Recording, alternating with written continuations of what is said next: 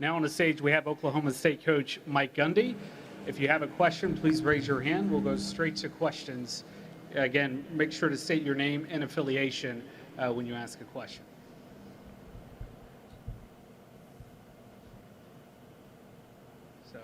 Well, that was easy. We're out of here. Got one here, left center, second row.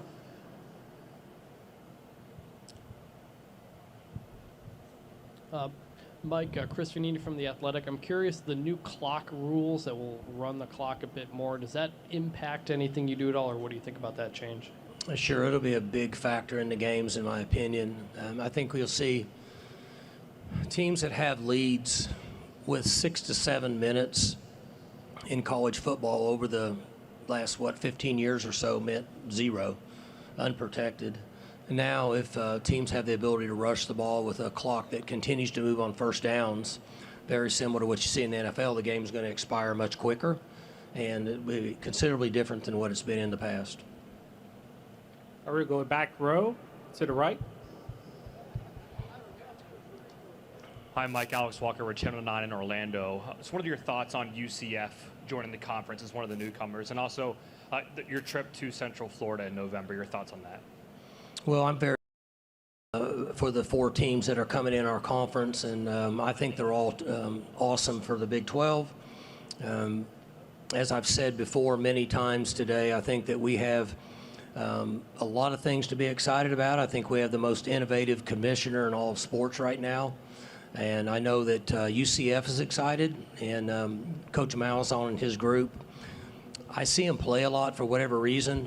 When I have the ability to watch games, it seems like that they're on, and I've always been a fan of his style of play. Offensively, is very similar to what we do at times, and looking forward to it. I hear a lot about the stadium, hear a lot about the fans there, the students, their excitement about being in the Big 12, justifiably so. We'll go to center right, mid-row. Coach Jason Watkins, Hall of Fame College Football Podcast. Just wanted to ask you a couple questions. There was a lot of talk about the culture in your locker room last year and what led to kind of some of the player defections after the season. What do you attribute that to? I attribute to the times. We can look across the country in the portal. We've got players that are playing on national championship teams that are leaving and going to other schools. We have players that are leaving after 1 year, players that are leaving after 5 years.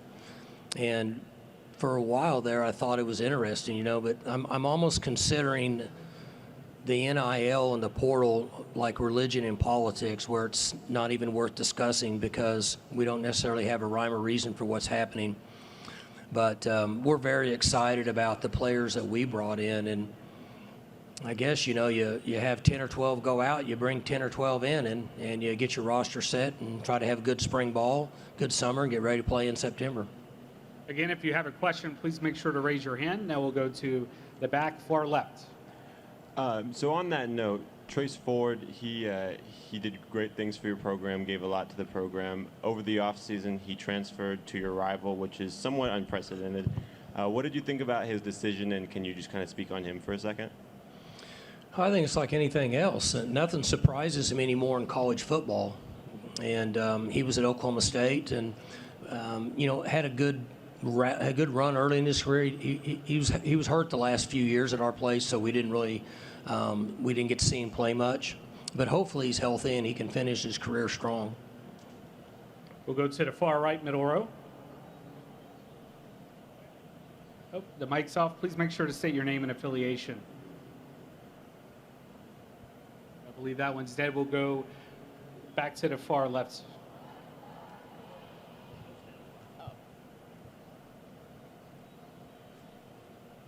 Okay. Mic is still. We'll go right here, center. Forefront. Coach Gabriel Trevino with the 4-Star Telegram and the Ocala. You talked a lot about how you spent weeks learning the different styles of defense, researching.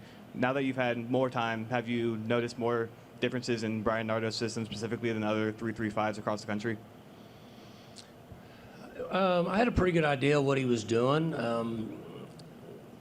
I like what I see with where we're at, I guess, in the odd front. And My goal at that time was to give us the ability to play some odd front and some even front. I felt like that our defensive staff knew the even front really well, and we had to go find a guy that understood the odd front, and that's why we went and got Coach Nardo. And I think that his relationship with our staff and where we're at now gives us flexibility to play some odd front and play some even front. And I'm excited about getting started up in a few weeks and seeing the direction it takes us throughout the season.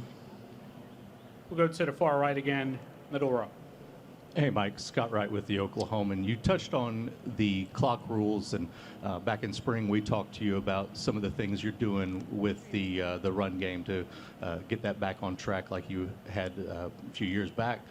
Do those two things work together at all in terms of trying to improve your run game and have that ability late in a game?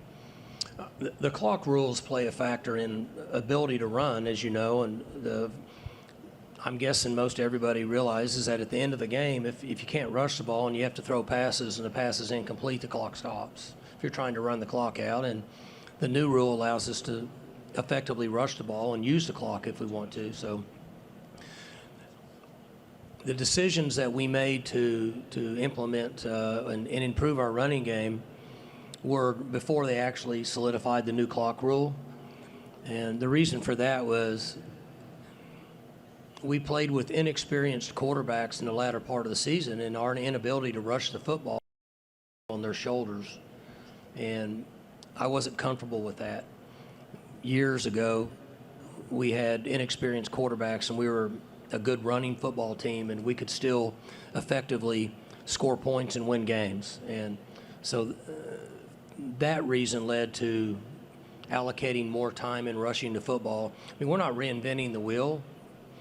We went through a period of time from 2010 up until 2021, I guess was the year we played in the Fiesta Bowl against Notre Dame, where we're running up massive numbers of yards and points. And so as you do that, or as we did that, we slowly but surely got away from some of the things that we instilled in our program in the basic, my first 4 or 5 years as head coach. And I was along for the ride, so it's not like it was on them.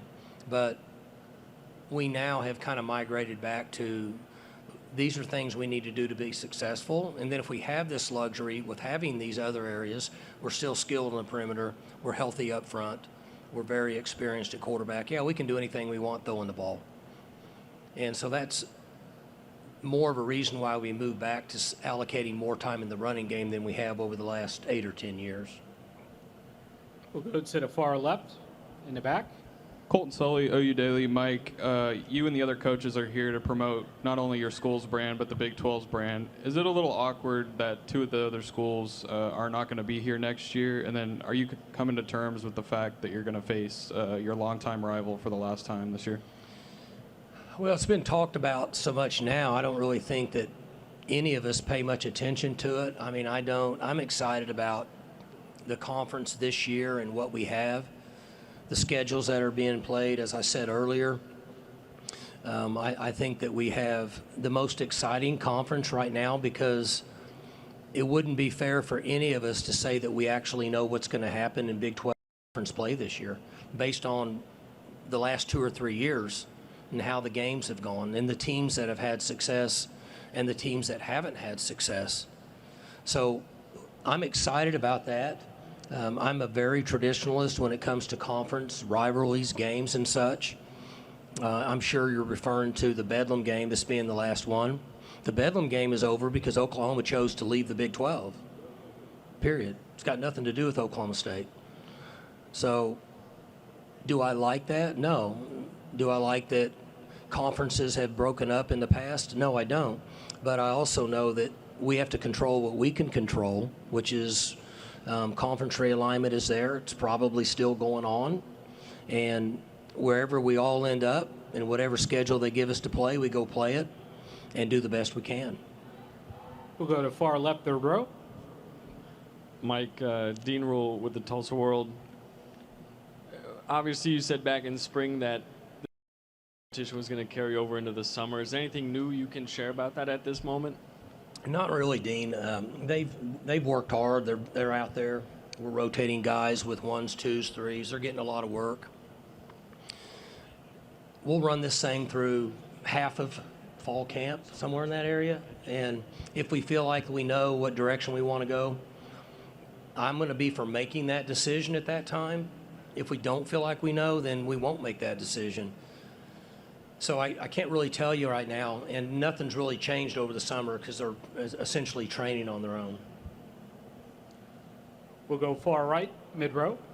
Hey, Mike, Jenny Carlson with the Oklahoman. Just want to follow up on that question. Is there something specific about starting quarterbacks that you like? She cut off. Mike just went, oh, here we go. Is there anything in specific you like to see from the quarterbacks before you name a starter, or something you're expecting out of these guys in the fall? Oh, not really. Fortunately, I've done this a long time, and I have faith in Coach Rattay. I have faith in Coach Dunn, and I'm guessing once we get halfway through the August practices, we should have a good idea. They have to be able to lead the team and be effective to throw the football and what we're asking them to do, basic things that we all know, and us feel comfortable with their ability matching up with our style of play, with who we are personnel-wise, to have the best opportunity to score the most points in September. Far left, fourth row. Kirk Bowles from the Austin American-Statesman. Mike, do you think Texas is and deserves to be the clear favorite in this league, and anybody else who impresses you on paper? Oh, I mean, are you basing that? I mean, it depends what we're basing that on, right? We basing that on history. We basing that on the last 5 years. We basing that on the last 50 years. I'm not sure how anybody really comes up with who's a favorite right now. I'm going to go back to what I said earlier. I think one of the fun things about the Big 12 is we don't really know who's going to win based on what's happened in the last few years. So however many years ago that Baylor won, I think they won one game the year before. I might be wrong. My math's not real good at times.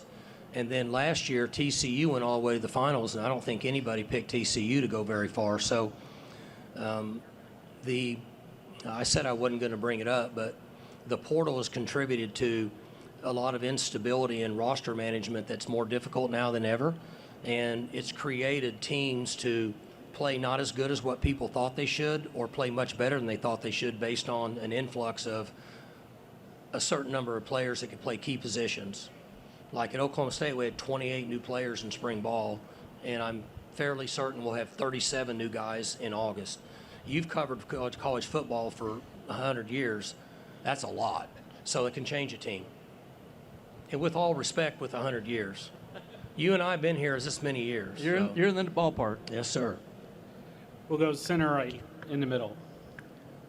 Yes, Coach, quick question. It's kind of already been alluded to that the Bedlam game is going to be laid to rest, obviously, because of the happenings.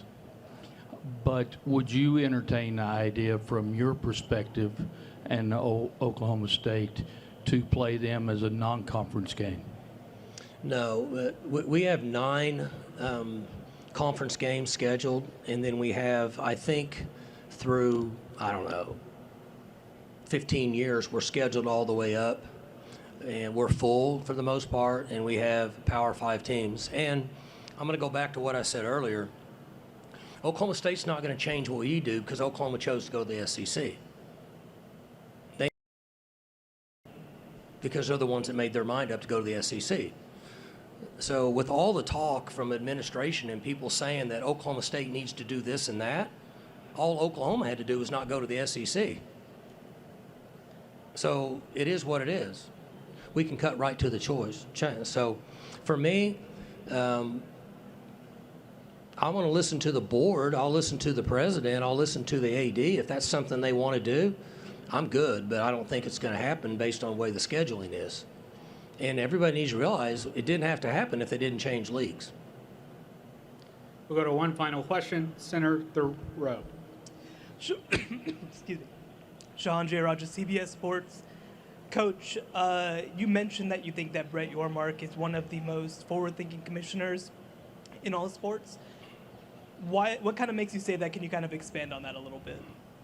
So I've been fortunate enough to have really good conversations with the commissioner since he took the job, whenever that was, throughout the fall, throughout the spring, as recently as 5 days ago. We have good phone conversations. We talk about things that, in my opinion, are smart because he's new to this. His background in all the different things he did provided him with a very thorough resume for taking this conference to a new level. And when I listen to him, I think people that listen to other people and then make decisions are smart versus just making decisions. And I think that he listens and wants information, and then he makes decisions based on information he gets. And I think that he's understands marketing. He took our conference and tied it in with ESPN and Fox all the way through 2031. That's the most important thing, in my opinion, that he could have gotten accomplished to solidify our conference financially. Because without that, we don't have anything. Now he's been involved in a lot of other things, and I think that in the foreseeable future we'll see different groundwork he's laid. And he wants to work daily to make this conference stronger than ever 5 years from now and 10 years from now and 15 years from now. He's not just thinking about tomorrow. So I like that. I think that's smart. I think in his business, and I don't know jack about his business, but I think you have to be on the move all the time, and you have to have your eyes peeled, and you got to be a wheeler and a dealer, and I think that's what he is. I just think he's the most innovative guy, innovative conference and commissioner there is right now. Thank you, Coach. But I've been wrong before. Just ask my fans. Thank you, Coach. We good for the day? Yes, we are. All right. Hey, good seeing you all. Have a good one.